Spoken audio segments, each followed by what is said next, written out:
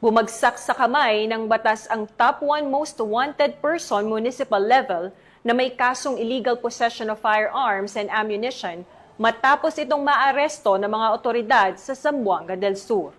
Yan ang tinutukan ni Patrolwoman Joyce Abiog. Sa ng pinagsanib na pwersa ng mga tauhan ng Suminot Municipal Police Station at First Zamboanga del Sur Provincial Mobile Force Company, na aresto ang top 1 most wanted person municipal level sa Barangay Eastern Poblacion, Suminot, Zamboanga del Sur. Kinilala ng mga otoridad ang isang 20 anyos na lalaki at residente ng Barangay Upper Sikpaw, Suminot, Zamboanga del Sur.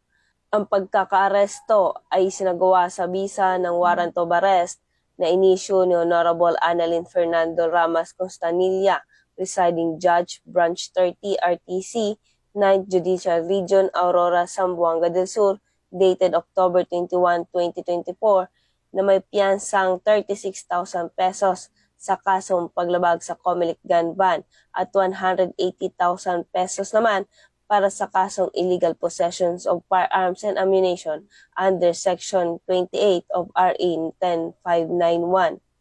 Sa ngayon, ang nasabing suspect ay nasa kustudiya na ng Suminot MPS para sa tamang disposisyon.